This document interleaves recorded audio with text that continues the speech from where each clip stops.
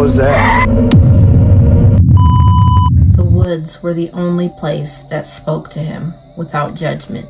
No questions, just whispers. And it watches. He'd been walking that trail for weeks with no map, no gear, no plan. Something wanted him there. He began to watch hikers along the trail. And out there, the line between man and beast disappeared. And when it was done, the woods absorbed them, as it did his mind. Welcome to Cinnamon Babe Horror Stories, and happy Halloween.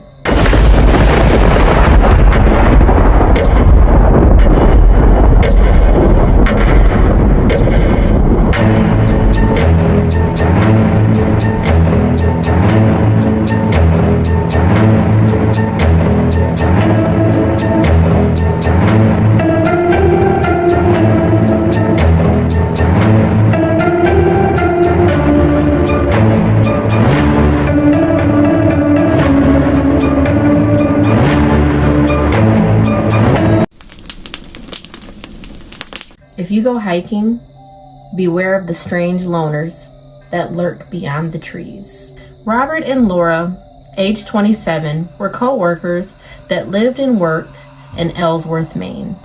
So both Laura and Robert were social workers. They worked with youth that experienced behavioral problems, and the two also had a passion for the outdoors, and they both desired to hike the Appalachian Trail. They wanted to connect with nature, challenge their endurance, and they also hoped to start a fundraiser that would help children with mental disabilities. So on May 9th, 1981, both Laura and Robert set out on their adventure. So they met at a trailhead and they began to journey through the woods of Virginia. And they were having a great time. They really enjoyed connecting with nature, foraging, hiking, fishing Dismal Creek, and just really enjoying themselves out on the trail. So specifically, Laura and Robert had reached Jefferson National Park Forest, and they had reached a shelter called Wapiti. It's just a Wapiti shelter. And the shelter, like a lot of shelters alike on the trail, is just like a rustic wooden like hut shaped shelter structure, and the only thing it really does is lifts you off of the dirt. It basically shields you from the rain, lifts you off the dirt, but it's completely open. So like if you want to go to sleep on it, the whole woods can see you sleep on it. So I don't know. It's considered the norm, and many of the shelters along the Appalachian Trail are just like this. So Robert and Laura decided to stop there for the night and rest. So the two began to prepare for dinner and have conversation, and it was getting late and the sun started to set and it was getting dimmer and dimmer when suddenly the two heard a twig crack in the brush beyond in front of them. The two froze. They didn't know whether to expect an animal to come out or another hiker. It had been a while since they had seen anybody else on the trail, so they just kind of froze for a minute. Suddenly, a tall, thin, shaggy man with dark hair appeared from behind a tree. And it kind of startled Laura and Robert, but he was friendly enough, and he introduced himself as Randy. And the two could tell that he had been out there a while. His clothes were dirty, and also he didn't have much gear with him. He just had a small backpack, which was strange because out on that trail, it's unusual for anybody to be out that far without gear and different things that they needed to hike the trail. So Randy, like I said, introduced himself, and he explained to Laura and Robert that it had been a couple days since he had a meal, as he had had really poor luck fishing alongside the creek.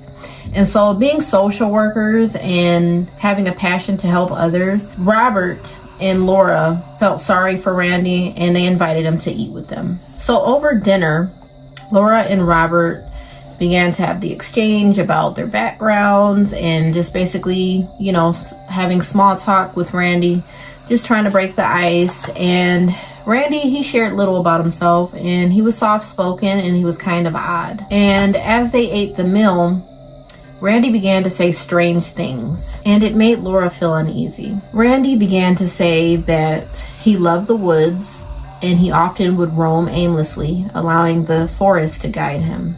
Randy said that society had pushed him out and that the woods had welcomed him more than anyone ever has. And the last thing that he said put a chill up Laura's spine. He said that the forest was his home and that it no longer needed people in it.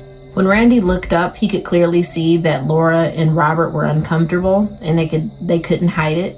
And so he just fell silent and continued to eat in thick silence while Laura and Robert tried to brush it off and just have regular conversation amongst themselves while he just sat there quietly. So when the meal was finished, Robert and Laura expected for Randy to politely dismiss himself because he was silent and it just was awkward, and he just remained there sitting, clutching his bag. So Robert broke the silence and he asked Randy, "Where's your campsite? Is it anywhere nearby? Did you walk a far distance?" Because it was strange. Like I said, Randy didn't have a flashlight. He didn't have much gear on him. And Randy didn't really answer. He just kind of nodded. So Robert, he just said, "Well, we got a big day tomorrow, a lot of walking, so we better get some sleep."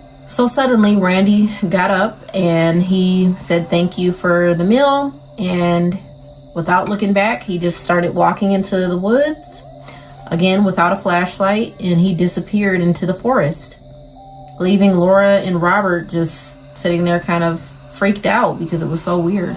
Even though Robert and Laura had a bad feeling, it must have been very late and they just were too tired to relocate to a different spot, even though they had a really bad feeling about Randy. So nevertheless, Laura and Robert prepared for bed and figured that that strange encounter was over and got over it. And Robert and Laura fell asleep in their sleeping bags in the shelter that literally was wide open to the woods, and that was a mistake that they would soon wake to realize. So it is unclear when exactly this happened, whether it was in the morning or at night, but here's my theory based on evidence that was found. So let's just say it was hours later and Randy reached his campsite, which was a filthy, broken up tent in the middle of the woods, and he sat in it with his journal and he wrote, "Those two were so nice to me. Real shame for them when the time comes for me to get rid of them." So at this point, Randy had decided and made up his mind that he was going to do something about Robert and Laura. The forest and the trail had become his home, and he had become territorial, and he was going to punish hikers for entering it. For a moment, he contemplated about what he was going to do and how he was going to do it. But either way, he had made up his mind. Once he decided what he was going to do, he packed his bag with a few supplies, got up and began to walk back in the direction of Laura and Robert's campsite, which couldn't have been too far, but far enough for him to disappear into the darkness. Randy silently approached the structure that rested Robert and Laura in their sleeping bags. And he just stood there for a moment because he didn't want to wake them up by making a cracking noise. And unfortunately, they didn't hear him in time. And Robert woke up. He was laid on his back. He woke up to see a dark figure standing over him. And before Robert could even gasp, Randy pulled out a gun and shot Robert several times, killing him instantly. The loud noises of the gunshots instantly woke up Laura, and she sprung up and ran into the woods. Randy, out of bullets, sprung up after Laura and unfortunately caught up to her. He knocked her over, and then he stabbed her several times in her chest, and she fought back as hard as she could, but she succumbed to her injuries. After the brutal killings, the woods fell silent, as if a profound task had been completed. And under the moonlight, Randy buried both Robert and Laura in shallow graves, leaving the shelter floorboards bloody and taking their belongings and disappearing into the woods. When the pair didn't return home within the following days, their family members contacted authorities, and a huge search party scoured the area, finding both the bodies within days. And then the manhunt for the monster who did this began. Authorities had canvassed the area for hikers and locals that frequented the trail often. Many of the hikers and locals of the trail recounted seeing a thin, scruffy man with dark hair who was in his late 20s or early 30s, who was often seen alone without much gear. And his name was Randall Lee Smith, a drifter who spent most of his time alone in the woods. The police had tracked down Randall's mother's house, and they performed a search, and they had found a backpack that contained both the murder weapons, a .22 pistol and a hunting knife stained with blood.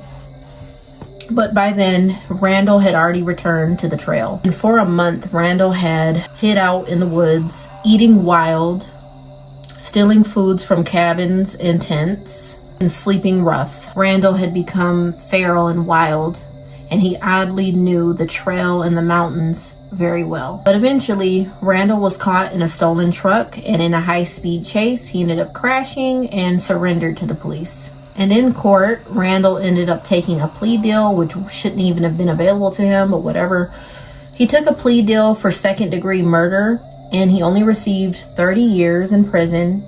And because he had good behavior, he ended up being released 15 years later. And that was in 1996. Now, it is said for a while, until 2008, Randall just kind of laid low and didn't really do anything else. It's said, but it's not proven.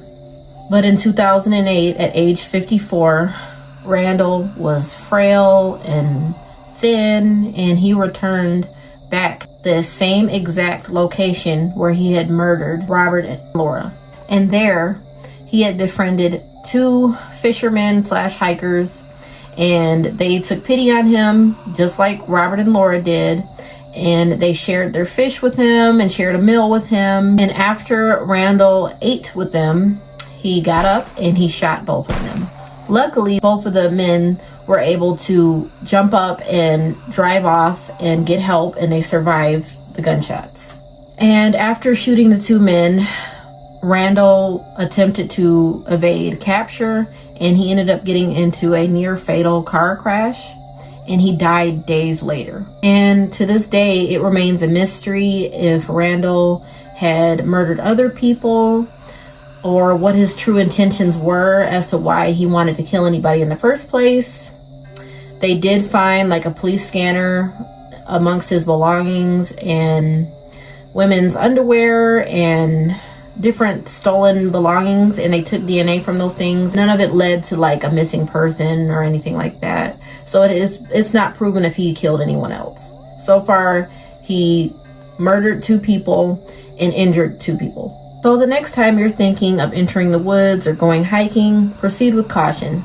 That's all I can say. I'm not going to say don't do it, but proceed with caution. It is best to have a buddy system, to go with more than one person. I would say at least 4 people would make it a little safer, and to always tell others where you're going if you are deciding to go alone. And then also take weapons with you for protection against wild animals and from crazy people. I think personally, my biggest fear if I was to go hiking or camping is crazy people. It scares me more than the idea of a wild animal, because at least if you're armed, animals tend to like back down a little bit, but humans can be a little more crafty and a little bit more maniacal. So I would just say proceed with caution. There are dark forces in places like the woods, and these dark forces inspire evil people to do evil things, and no one will hear your screams. The woods will absorb you and your memory, and it will wait for its next prey.